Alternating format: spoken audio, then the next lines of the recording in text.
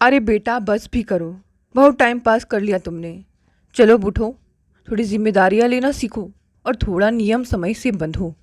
ससुराल जाओगी तो सास के साथ पति भी ताना देने लगेंगे। देखो कनिका, अब टाइम हो चुका है, जाओ तुम अच्छे से सज धज लो। और हाँ, मेकअप थोड़ा कम ही करना, सादा सा मेकअप करना, क्योंकि लड़के वालों को सादगी पसंद है। ओ माँ, मैं कितनी बार कह चुकी हूँ मैं विवाह नहीं करूँगी। मुझे पसंद नहीं है यह देखने व दिखाने की औपचारिकता। माँ, मान भी लो कि यह रिश्ता हो गया तो क्या मैं सुखी वैवाहिक जीवन बिता पाऊँगी?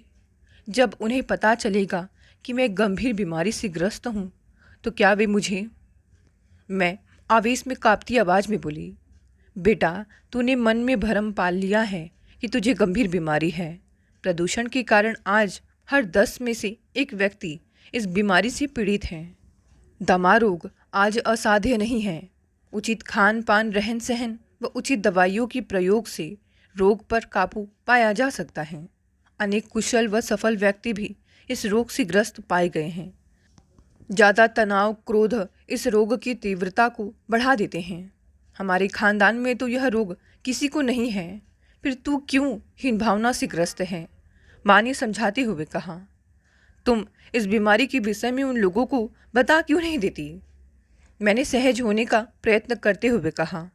तू नहीं जानती है बेटी, तेरी डैडी ने एक दो जगह इस बात का जिक्र किया था, किंतु बीमारी का सुनकर लड़के वालों ने कोई ना कोई बहाना बनाकर चलती बात को बीच में ही रोक दिया। लेकिन माँ, यह तो धोखा होगा उनके साथ। बेटा, जीवन में कभी कभी कुछ समझौते करने पड़ते हैं, जिन्हें करने का हम प्रयास कर रहे हैं। लंबी सांस लेकर माँ फिर से बोली, इतनी बड़ी जिंदगी किसके सहारे काटेगी? जब तक हम लोग हैं तब तक तो ठीक है, भाई कब तक सहारा देंगे? अपने लिए नहीं तो मेरे और अपने डैडी की खातिर हमारे साथ सहयोग कर बेटा। जाकर तैयार हो जा। माँ ने डबडबाई आंखों से कहा। कुछ कहने के लिए मैंने मुंह खोला, किंतु माँ की आंखों में आंसू देखकर होठों से निकलते शब्द होठों पर ही चिपक गए। अनिच्छा से मैं तैयार हुई। मन कह रहा था कि किसी को धोखा देना अपराध है। मन की बात मन में ही रह गई। भाई शिवम ने आकर बताया कि वे लोग आ गए हैं। माँ और डैडी स्वागत के लिए दौड़े। 2 घंटे कैसे बीत गए पता ही नहीं चला। विक्रांत अत्यंत आकर्षक, हंसमुख व मिलनसार लग ही नहीं रहा था कि हम पहली बार मिल रहे हैं। पहली बार मन में किसी को जीवन साथी के रूप में प्राप्त करने की इच्छा जागृत हुई। वे लोग चले गए, किंतु मेरे मन में उथल पुथल मच गई। क्या वे मुझे स्वीकार करेंगे? यदि स्वीकार कर भी लिया तो कच्ची डोर से बंधा बंधन कब तक ठहर पाएगा? 2 दिन बाद फ़ोन पर रिश्ते को स्वीकार करने की सूचना मिली तो बिना त्यौहार के ही घर में त्यौहार जैसी खुशियाँ छा गई। डैडी बोले, मैं जानता था रिश्ता यही तय होगा। कितना भला व सुशील लड़का है विक्रांत। किंतु मैं खुश नहीं थी। जन्म जन्म के इस रिश्ते में पारदर्शिता अत्यंत आवश्यक है। सो पता प्राप्त कर चुपके से एक पत्र विक्रांत के नाम लिख कर डाल दिया। धड़कते दिल से उत्तर की प्रतीक्षा करने लगी। 1 हफ्ता बीत गया, 2 हफ्ते बीते, यहाँ तक कि तीसरा भी बीत गया। उसके पत्र का कोई उत्तर नहीं आया। विक्रांत का विशाल व्यक्तित्व खोखला लगने लगा था। स्वप्न धाराशाही होने लगे थे कि एक दिन कॉलेज से लौटी तो दरवाजे की कुंडी में 3-4 पत्रों के साथ एक गुलाबी लिफाफा था। उसका भविष्य इसी लिफाफे में कैद था। जीवन में खुशियाँ आने वाली हैं या अंधेरा, एक छोटा सा कागज का टुकड़ा निर्णय कर देगा। पत्र खोलकर पढ़ने की हिम्मत नहीं जुटा पा रही थी। प्यारी कनिका, माँ आज किटी पार्टी में गई थी, सो बैग से चाबी निकाल कर ताला खोला। कड़कड़ाती ठंड में भी माथे की पसीने की बूंदें झलक आई थीं। स्वयं को संयत करते हुए पत्र खुला था। लिखा था, तुम्हें जीवन साथी के रूप में प्राप्त कर मेरा जीवन धन्य हो जाएगा। तुम बिल्कुल वैसी ही हो जैसी मैंने कल्पना की थी। मन में अचानक अनेक प्रकार के फूल खिल उठे। सावन के बिना ही जीवन में बाहर आ गई। चारों ओर सतरंगी रंग छितर कर तन मन को रंगीन बनाने लगे। मैंने भी उनके पत्र का उत्तर दे दिया था। 2 महीने के अंदर ही वैदिक मंत्रों के मध्य अग्नि को साक्षी मानकर मेरा विक्रांत से विवाह हो गया। दुख सुख में जीवन भर साथ निभाने के कस्मे वादों के साथ जीवन के अंतहीन पथ पर चल पड़ी। विदाई के समय माँ का रो रो कर बुरा हाल था। चलते समय विक्रांत से बोली थी, बेटा नाजुक सी छुई मुई कली है मेरी बेटी, कोई गलती हो जाए तो छोटा समझकर माफ़ कर देना। मेरी आंखें रो रही थी, किंतु मन नवीन आकांक्षाओं के साथ नए पथ पर छलांग मारने को आतुर था।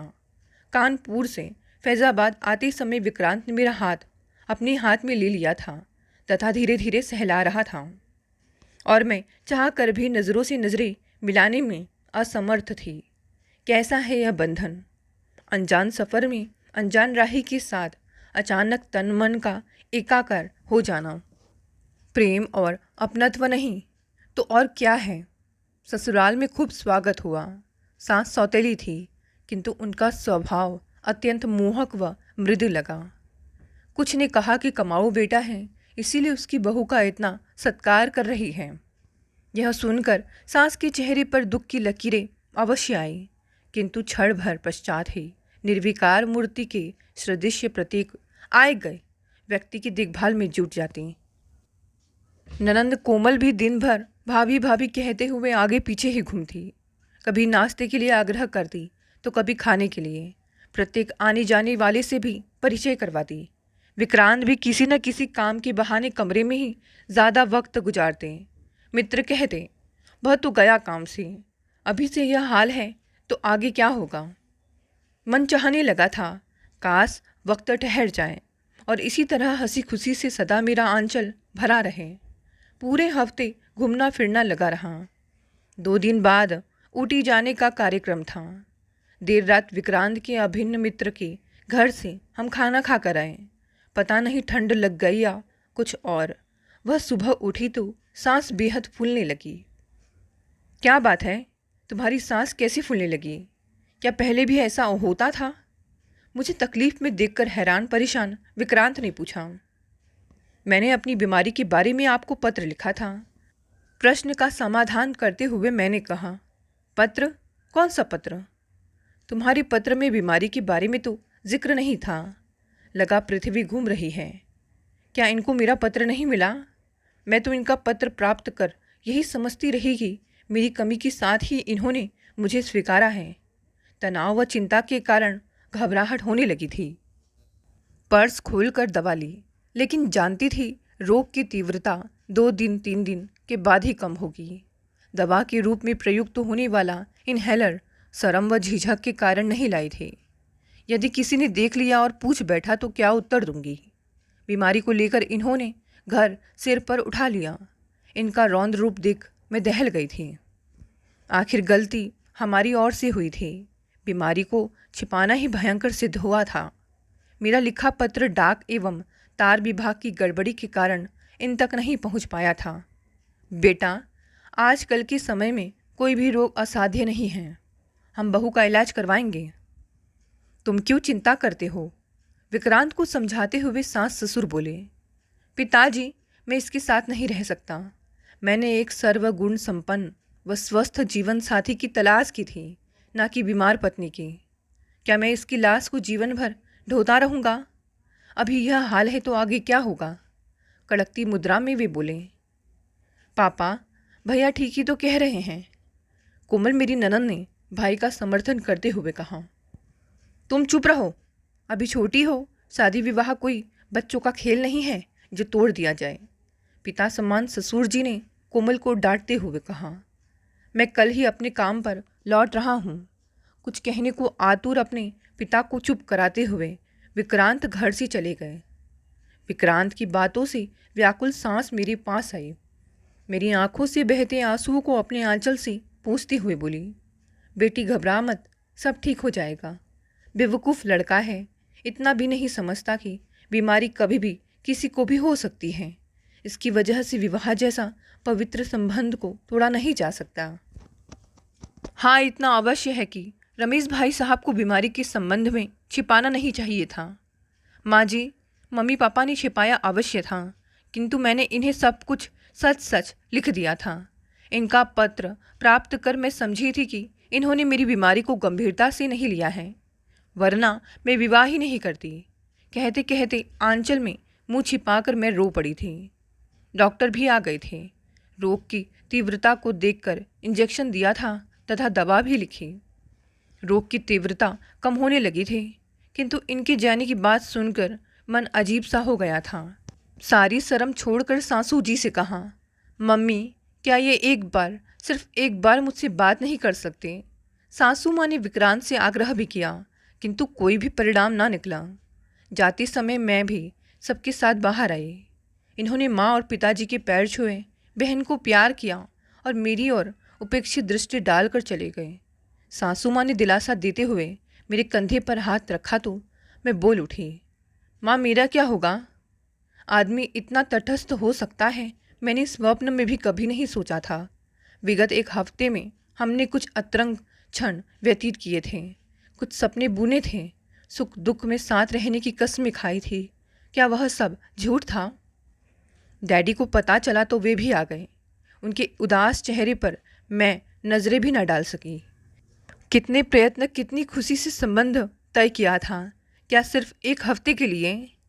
मनोज जी, आप विक्रांत को समझा कर देखिए, यह रोग भयंकर रोग तो नहीं है। मैं सच कहता हूँ, हमारे यहाँ न मेरी तरफ से न ही इसकी माँ की तरफ से किसी को यह रोग है। सो यदि प्रयास किया जाए तो ठीक हो सकता है। गिड़गिड़ाते हुए डैडी बोले, भाई साहब अपनी तरफ से तो मैं पूर्ण प्रयास करूँगा, पर नई पीढ़ी को तो आप भी जानते ही हैं, यह सदा अपने मन की ही करती है। मेरे ससुर जी डैडी को दिलासा देते हुए बोले। मैं डैडी के साथ अपने घर वापस लौट आई। इस तरह एक हफ्ते में सारे सुख व दुख मेरे आंचल में आ गिरे थे। इस जीवन का क्या होगा, यह प्रश्न बार बार जहन में उभर रहा था। माँ मेरे लौट आने के बाद गुमसुम सी हो गई थी। डैडी अब देर से घर लौटते थे। शायद कोई भी एक दूसरे से नज़रें मिलाने का साहस नहीं कर पा रहा था। मैं विश्वविद्यालय की पढ़ाई करना नहीं चाहती थी। 2 बार प्री मेडिकल परीक्षा में असफल होने के पश्चात एक बार फिर प्री मेडिकल परीक्षा में सम्मिलित होने का निर्णय सुनाया तो सभी ने स्वागत किया। परीक्षा का फॉर्म भरते समय नाम के आगे कुमारी शब्द देखकर मम्मी व डैडी बिगड़ उठे, किंतु भाई शिवम ने मेरे समर्थन में आवाज़ उठाई। बोले, ठीक ही तो है, उस संबंध को लाश की तरह उठाए कब तक फिरेगी? 1 महीने पश्चात विक्रांत ने अपने वकील के माध्यम से तलाक के लिए नोटिस भिजवाया। माँ पिताजी ने हस्ताक्षर करने से मना किया, किंतु मैंने दृढ़ स्वर में कहा, पति पत्नी का संबंध मन व आत्मा से होता है। यदि मन ही एकाकार नहीं हुए तो टूटी डोर में गांठ बांधने से क्या फ़ायदा? और कागज पर हस्ताक्षर कर दिए। जीवन में अब न कोई उमंग थी, ना ही तरंग। किसी पर भार बनकर रहना नहीं चाहती थी। सो प्री मेडिकल में सफल होना प्रथम और अंतिम ध्येय बन गया था। समय कम था, मन को पढ़ाई में एकाग्र किया। परीक्षा हुई और परिणाम निकला। सफल प्रतियोगियों में मैं अपना नाम देखकर खुशी से झूम उठी। मम्मी डैडी के उदास चेहरे पर एक बार फिर खुशी झलकने लगी थी और मुझे मेरी मंजिल मिल गई थी। 5 वर्ष की पढ़ाई पूरी हुई। मैं लड़कियों में प्रथम रही थी। योग्यता के कारण सरकारी सेवा में नियुक्त हो गई। पूरे दिन रोगियों की सेवा करती तो अलग तरह के आनंद की प्राप्ति होती। कभी कभी लगता वह जीवन क्षण मात्र के लिए था। मेरा जन्म तो इसी के लिए ही हुआ है। एक दिन हॉस्पिटल में बैठी रोगियों को देख रही थी कि एक युगल ने कमरे में प्रवेश किया। मैं उस जोड़े को देखकर चौंक गई, किंतु चेहरे पर आए परिवर्तन पर यथासंभव अंकुश लगा दिया। कहिए, क्या तकलीफ है आपको? मैंने सामान्य होते हुए पूछा। आप इनका चेकअप कर लीजिए। चलने फिरने में काफ़ी तकलीफ होती है, पैरों में सूजन भी है, युवक ने कहा। चलिए। उठते हुए मैंने कहा वह बगल के कमरे में ले जाकर युवती का पूरा चेकअप किया और फिर बताया, कोई परेशानी की बात नहीं है। इन्हें उच्च रक्तचाप है, इसी कारण पैरों में सूजन है। दवा लिख रही हूँ, समय पर देते रहिएगा। बच्चा होने तक लगातार हर 15 दिन बाद चेकअप करवाते रहिएगा। जी डॉक्टर। नाम? दवाई का पर्चा लिखते हुए मैंने पूछा। रूपा शर्मा, उत्तर युवती ने दिया। पर्ची पर नाम लिखते समय न जाने क्यों हाथ काँप गया था। कुछ दवाएं व टॉनिक लिख कर दिए, साथ में कुछ हिदायतें भी। वे दोनों उठकर चले गए, किंतु दिल में हलचल मचा गई। उस दिन भर व्यग्र रही। बार बार अतीत आकर कुरेदने लगा। जो चीज़ मैं पीछे छोड़ आई थी वह क्यों फिर से मुझे बेचैन करने लगी थी। मैंने अलमारी से वह फ़ोटो निकाली जो विवाह के दूसरे दिन जाकर खिंचवाई थी। देखकर मैं बुदबुदा उठी थी। तुम क्यों मेरे शांत जीवन में हलचल मचाने आ गए? मैंने तुमसे कुछ नहीं मांगा। तुमने साथ चलने से इनकार कर दिया तो मैंने अपनी राह स्वयं बना ली। तुम इस राह में फिर क्यों आ गए? कितना त्याग और बलिदान चाहते हो? रात अशांति में बेचैनी में गुजरी। सुबह उठी तो रात भर जागने के कारण आंखें बोझिल थी। हॉस्पिटल जाने की इच्छा नहीं हो रही थी, किंतु फिर भी यह सोचकर तैयार हुई कि कार्य में व्यस्त रहने पर मन शांत रहता है। हॉस्पिटल में कमरे के बाहर विक्रांत को प्रतीक्षारत पाया तो कदम लड़खड़ा गए, किंतु सहज बनने का अभिनय करते हुए उन्हें अनदेखा कर अपने कमरे में जाकर कुर्सी पर बैठ गई। विक्रांत भी मेरे पीछे पीछे आए थे। माफ़ कीजिएगा, आप कनिका है ना? लड़खड़ाते शब्दों में उन्होंने पूछा। क्यों, आपको कुछ शक है क्या? तेज निगाहों से देखते हुए मैंने पूछा। मैंने तुम्हारे साथ कठोर व्यवहार व अन्याय किया है, जिससे मैं कभी भूल नहीं पाया हूँ। कल तुम्हें देखने के बाद से ही मैं पश्चाताप की अग्नि में जल रहा हूँ। मुझे माफ़ कर दो कनिका। कनिका नहीं, कुमारी कनिका कहिए, और बाहर आप मेरे नाम की तख्ती देख लीजिए। निर्विकार मुद्रा में बोली थी मैं। आपकी पत्नी की तबीयत अब कैसी है? उनका ख्याल रखिएगा और हो सके तो प्रत्येक 15 दिन बाद परीक्षण करवाते रहिएगा। कहकर मैंने घंटी बजा दी। मरीजों को अंदर भेज दो, चपरासी को निर्देश देती हुई बोली। अच्छा, मैं चलता हूँ कनिका, विक्रांत ने मेरी और आग्रहपूर्वक देखते हुए कहा। कनिका नहीं, कुमारी कनिका। मैंने कुमारी शब्द पर थोड़ा जोर देते हुए तीव्र स्वर में कहा और लड़खड़ाते कदमों से विक्रांत चले गए। मैं देखती रह गई। क्या यह वही व्यक्ति है जिसने मुझे मझधार में डूबने के लिए छोड़ दिया था? किंतु यह इस समय इतना निरीह क्यों, इतना दयनीय क्यों? क्या यह सिर्फ मेरे पद के कारण है या इसके जीवन में कोई अभाव है? मुझे स्वयं पर हंसी आने लगी थी। इसे क्या अभाव होगा जिसकी इतनी प्यारी पत्नी है, पद है, मान सम्मान है? तब तक मरीजों ने आकर मेरी विचार श्रृंखला को भंग कर दिया और मैं कार्य में व्यस्त हो गई। अतीत ने मुझे कुरेदा जरूर था, किंतु अनजाने सुख भी दे दिया था। किंतु वह व्यक्ति जिसने मुझे अपमानित किया था, मानसिक पीड़ा दी थी, वह मेरे सामने निरीह व दयनीय बनकर खड़ा था। इससे अधिक सुख क्या हो सकता था? मेरे जीवन में एक और परिवर्तन आ गया था। वह तस्वीर जिसे शादी के दूसरे दिन दोनों ने बड़े प्रेम से खिंचवाया था, उसे देखे बिना मुझे नींद नहीं आती थी। उस तस्वीर में उसका निरीह चेहरा मेरे आत्मसम्मान को सुख पहुंचाता था। इसीलिए अब वह तस्वीर मेरे बेडरूम में लग गई थी। रूपाहार 15 दिन पश्चात आती रही, किंतु उसके साथ वह चेहरा देखने को नहीं मिला। 2 माह पश्चात लड़का हुआ। उसने आकर आभार प्रदर्शन करते हुए कहा था, कनिका जी, मैं आपका गुनहगार हूँ, किंतु आपने बेटे के रूप में उपहार दिया। शायद आप नहीं जानती कि यह मेरी और रूपा की तीसरी संतान है।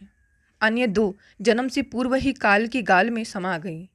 विक्रांत चला गया, किंतु हृदय में सुलगते दावानल को मेरे सामने प्रकट कर गया। शायद वह अपनी पूर्व 2 संतानों की असमय ही मौत का कारण कनिका के साथ पूर्व में किए गए अपने गलत व्यवहार को ही समझ बैठा था। तभी इतना निरीह वह कातर लगने लगा है। कुछ दिन पश्चात ही मेरा वहाँ से स्थानांतरण हो गया। अतीत से संबंध कट गया, किंतु कभी कभी मेरा दिल अपने ही हाथों से मात खा जाता था। तब तड़प उठती थी, क्या मेरे जीवन में यही एकाकीपन लिखा है? मम्मी पापा का देहांत हो गया था। भाई अपने घर गृहस्थी में व्यस्त था। कितने वर्ष यूं ही बीत गए। अपने को बेसहारा पाकर मैंने एक अनाथ बेसहारा लड़की को गोद ले लिया ताकि जीवन की शून्यता को भर सकूं। लड़की पढ़ने में तेज थी। डॉक्टरी पढ़कर अनाथ बेसहारा जनों की सेवा करना चाहती थी। करीब 5 साल पूर्व निमोनिया बीमारी से पीड़ित होकर हॉस्पिटल में भर्ती हुई थी। उसकी मासूम नीली आंखों में न जाने क्या था कि मन उसे अपनाने को मचल उठा था। अनाथाश्रम से उठाकर घर लाई तो सहसा विश्वास ही नहीं हो रहा था। पिछले वर्ष ही मेडिकल की प्रतियोगी परीक्षा में उसका चयन हुआ और पढ़ाई के लिए उसे इलाहाबाद जाना पड़ा और मैं फिर एक बार अकेली हो गई थी। जीवन मेरे साथ आंख मिचौली खेल रहा था। सुख दुख एक ही सिक्के के दो पहलू हो चले थे। एक दिन अपने अतीत को कुरेद रही थी कि नौकर ने आकर बताया कि एक आदमी आपसे मिलना चाहता है। मैं बाहर निकल कर आई तो वह बोला, डॉक्टर साहब, शर्मा साहब का लड़का बेहद बीमार है, आप शीघ्र चलिए। अपना बैग उठाया तथा कार में उस अनजान आदमी को बैठा कर चल पड़ी। ऐसे अवसरों पर अनजान व्यक्ति के साथ जाते समय मन में बेहद उथल पुथल होती थी, किंतु यह सोच कर चल पड़ती कि हर आदमी बुरा नहीं होता। फिर किसी पर अविश्वास क्यों और किस लिए? इंसान को अपना कर्तव्य करते रहना चाहिए। हमारा कर्तव्य हमारे साथ, उसका कर्तव्य उसके साथ। यही तो मेरी विचारधारा थी, जीवन दर्शन था। कार के पहुंचते ही एक आदमी तेजी से उधर से बाहर आया और बोला, डॉक्टर साहब, आपको तकलीफ हुई होगी, लेकिन मजबूर था। करण को 104 डिग्री बुखार है, चलिए। तब तक हम रोशनी में पहुंच चुके थे। अरे कनिका, तुम? ओ माफ़ कीजिएगा कनिका जी, मुझसे गलती हो गई, विक्रांत एकदम हड़बड़ा कर बोले। मैं भी एकदम चौंक उठी थी। इस जिंदगी में यह दोबारा अप्रत्याशित मिलन किस लिए, सोच ही नहीं पा रही थी। मैंने पूछा, करण कहाँ है? अंदर गई तो देखा वह बुखार से तप रहा था, आंखें बंद थी, किंतु मुंह से कुछ अस्फुट स्वर निकल रहे थे। नब्ज देखी तो टाइफाइड के लक्षण नजर आए। ज्वर की तीव्रता को कम करने के लिए दवा बैग से निकाल कर खिला दें। अन्य दवाइयाँ पर्चे पर लिख कर देते हुए बोली, ये दवाएं बाजार से मंगवा लीजिएगा तथा ज्वर की तीव्रता को कम करने के लिए ठंडे पानी की पट्टी माथे पर रखिए और हाथ पैर व तलवे की भी मालिश कीजिए। विक्रांत उसके हाथों को अपनी गोद में लेकर सहलाने लगे तथा चिंतित व घबराए स्वर में बोले, डॉक्टर साहब, मेरा करण बच जाएगा ना? यही मेरा जीवन है, मेरे जीवन की एकमात्र पूंजी। लगभग 1 घंटे पश्चात बंद पलकों में हलचल हुई तथा होठ बुदबुदा उठे। पानी, पानी। विक्रांत ने तत्काल उठकर उसके मुंह में चम्मच से पानी डाला। दवा के असर के कारण वह पानी पीकर फिर सो गया। अच्छा, अब मुझे इजाज़त दीजिए, आवश्यकता पड़ने पर बुला लीजिएगा, घड़ी पर निगाह डालते हुए मैंने कहा।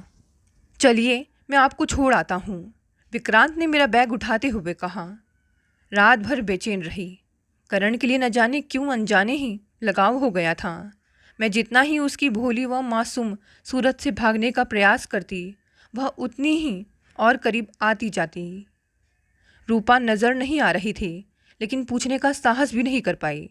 सुबह हॉस्पिटल जाने के लिए गाड़ी स्टार्ट की तो न जाने कैसे स्टीयरिंग विक्रांत की घर की ओर मुड़ गया।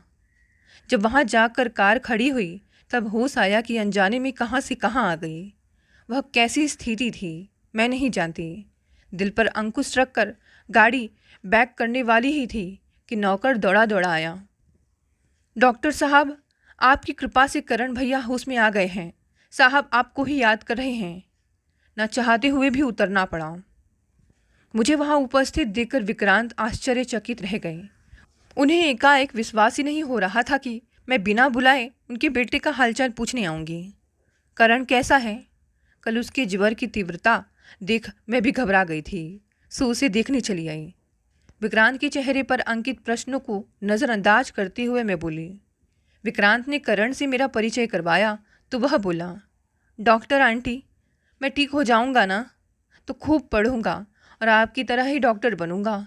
फिर आपकी ही तरह सफ़ेद कोट पहनकर बीमार व्यक्तियों को देखूंगा। अच्छा बेटा, पहले ठीक हो जा, ज़्यादा बातें मत करना, आराम करना, समय पर दवा खाना, मुझसे पूछे बिना कुछ खाना पीना मत। अच्छा मैं चलती हूँ। आंटी आप फिर आइएगा, आपको देखे बिना मुझे नींद ही नहीं आती है। बड़ा शैतान हो गया है, बार बार आपको तंग करता रहता है। विक्रांत खिसियानी आवाज़ में बोले। कोई बात नहीं, बच्चा है, मैं कहती पर अप्रत्यक्ष में मन कह उठता। तुमसे तो कम है, तुमने तो जीवन भर का दंश दे दिया है। मैं जानती थी कि मेरा वहाँ बार बार जाना उचित नहीं है, कहीं विक्रांत कोई गलत अर्थ ना लगा ले। विक्रांत की आंखों में मेरे लिए चाह उभरती नजर आई थी, किंतु मेरी अत्यधिक तटस्थता उन्हें सदैव अपराध बोध से दंशित करती रहती। करण के ठीक होने पर मैंने जाना बंद कर दिया। वैसे भी करण के साथ मेरा रिश्ता ही क्या था, सिर्फ एक डॉक्टर व मरीज का। जब बीमारी ही नहीं रही तो डॉक्टर का क्या औचित्य। एक दिन शाम को टीवी पर अपनी मनपसंद पिक्चर देख रही थी। नायिका की पीड़ा मानो मेरी अपनी पीड़ा हो। पुरानी भावुक पिक्चरों से मुझे लगाव था। जब फुर्सत मिलती देख लेती थी। तभी नौकर ने आकर सूचना दी कि कोई आया है। मरीजों का चेकअप करने वाले कमरे में बैठने का निर्देश देकर मैं गई। सामने विक्रांत और करण को बैठा देखकर मैं चौंक गई। कैसे हो बेटा? अब तो स्कूल जाना शुरू कर दिया होगा ना? मैं स्वर को यथासंभव मुलायम बनाते हुए बोली।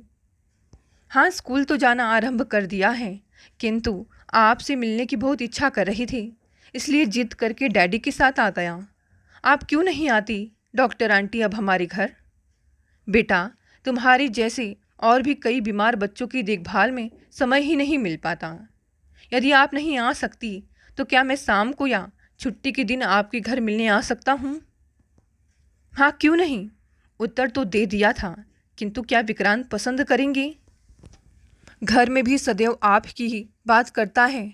डॉक्टर आंटी ऐसी है, डॉक्टर आंटी वैसी है। फिर थोड़ा रुककर विक्रांत बोले, आपने मेरे पुत्र को जीवन दान देकर मुझे ऋणी बना दिया है। मैं आपका एहसान जिंदगी भर नहीं भूलूंगा। वह तो मेरा कर्तव्य था। मेरे मुख से संक्षिप्त उत्तर सुनकर विक्रांत कुछ और कहने का साहस ना जुटा सके, जबकि लग रहा था कि वे कुछ कहने आए हैं। मैं चाह कर भी रूपा के बारे में ना पूछ सकी। करण इतने दिन बीमार रहा, वह क्यों नहीं आई? क्यों उसकी खबर नहीं ली? उस दिन के पश्चात करण लगभग रोज ही मेरे पास आने लगा। मेरा काफ़ी समय उसके साथ बीतने लगा। एक दिन बातों बातों में मैंने उससे उसकी माँ के बारे में पूछा तो वह बोला, डॉक्टर आंटी, माँ याद तो नहीं है, सिर्फ तस्वीर देखी है। लेकिन डैडी कहते हैं कि जब मैं 3 साल का था तभी माँ की मौत हो गई थी। मन हा कर उठा था। एक तो उसने स्वयं ठुकरा दिया और दूसरी स्वयं उसे छोड़कर चली गई। प्रकृति ने उसके अमानवीय और अमानुषिक कृत्य के लिए दंड दे दिया था। अब मुझे ही करण के आने की प्रतीक्षा रहती। उसकी स्मरण शक्ति व बुद्धि काफ़ी तीव्र थी। जो एक बार बता देती भूलता नहीं था। किसी भी नई चीज़, नई वस्तु को देखकर उसके उपयोग के बारे में बाल सुलभ जिज्ञासा से पूछता तथा मैं भी यथासंभव उसके प्रश्नों का समाधान करती। स्कूल में विज्ञान प्रदर्शनी थी। मेरी सहायता से करण ने मॉडल बनाया। मॉडल देखकर वह अत्यंत प्रसन्न था। प्रदर्शनी के पश्चात वह सीधा मेरे घर आया। मेरी तबीयत ठीक नहीं थी। मैं अपने शयन कक्ष में लेटी आराम कर रही थी। दौड़ता हुआ आया वह खुशी से चिल्लाते हुए बोला, डॉक्टर आंटी, आप कहाँ हो? देखो, मुझे प्रथम पुरस्कार मिला है। और आंटी, गवर्नर ने हमारी प्रदर्शनी का उद्घाटन किया था और उन्होंने ही पुरस्कार दिया। आपको मालूम है, उनके साथ मेरी फ़ोटो भी खींची है। उन्होंने मेरी बहुत प्रशंसा की। पलंग पर बैठते हुए उसने कहा, आपकी तबीयत खराब है क्या? लगता है थोड़ा बुखार हो गया है, ठीक हो जाएगा। आप सबकी देखभाल करती हैं, किंतु अपनी नहीं। तभी उसकी नज़र स्टूल पर रखे फ़ोटो पर गई। हाथ में उठाकर बोला, आंटी, यह तस्वीर तो पापा की है, साथ में आप भी हैं। इसमें आप दोनों जवान लग रहे हैं। यह तस्वीर आपने कब और क्यों खिंचवाई? जिसका मुझे डर था वही हुआ, इसलिए कभी उसे शयन कक्ष में नहीं लाती थी। वह फ़ोटो मेरी अहम संतुष्टि का साधन बनी थी, सो चाह कर भी अंदर नहीं रख पाई थी। मेरा अब कोई संबंध भी नहीं था विक्रांत से, लेकिन यदि तथ्य को छिपाने का प्रयत्न करती तो वह कभी संतुष्ट ना हो पाता तथा कालांतर में मेरी उजली छवि में दाग लग सकता था। सो सब कुछ सच सच बताना पड़ा। वस्तु स्थिति जानकर वह उबल पड़ा था कि यह डैडी ने अच्छा नहीं किया। मैं यह सोच भी नहीं सकता था कि डैडी ऐसा भी कर सकते हैं। मैं अभी डैडी से जाकर इसका उत्तर मांगता हूँ कि उन्होंने आपके साथ ऐसा क्यों किया। मैं बीमार हो जाऊँ तो क्या वे मुझे भी छोड़ देंगे? वह जाने को हुआ। मैंने उसका हाथ पकड़ लिया। बेटा, मैंने कभी किसी से कुछ नहीं मांगा। जीवन पथ पर जैसी भी चली जा रही हूँ, चलने दो। अब आखिरी पड़ाव पर मेरी भावनाओं, मेरे विश्वास, मेरे झूठे आत्मसम्मान को ठेस मत पहुँचाना तथा किसी से कुछ न कहना। कहते कहते एक बार फिर उसके सम्मुख आंसू टपक पड़े। मैं किसी से कुछ नहीं कहूँगा माँ, किंतु आपको न्याय दिलाने का प्रयत्न अवश्य करूँगा। दृढ़ निश्चय व दृढ़ कदमों से वह कमरे से बाहर चला गया था, किंतु उसके मुखमंडल से निकला माँ शब्द उसके जाने के पश्चात भी वातावरण में गूंज कर उसकी उपस्थिति का एहसास करा रहा था। कैसा था यह संबोधन, वह आवाज़, उसकी सारी चेतना, संपूर्ण अस्तित्व सिर्फ एक शब्द में खो गया था। जिस मोह के जाल को वर्षों पूर्व तोड़ आई थी, अनायास ही उसमें फिर से आ गई, लेकिन सिर्फ करण से जुड़कर। दोस्तों, कहानी यही समाप्त हो गई। कहानी पसंद आई तो इसे लाइक, शेयर, कमेंट करें। नए हैं तो चैनल को भी सब्सक्राइब कर लें। धन्यवाद दोस्तों, मिलते हैं अगली नई कहानी से।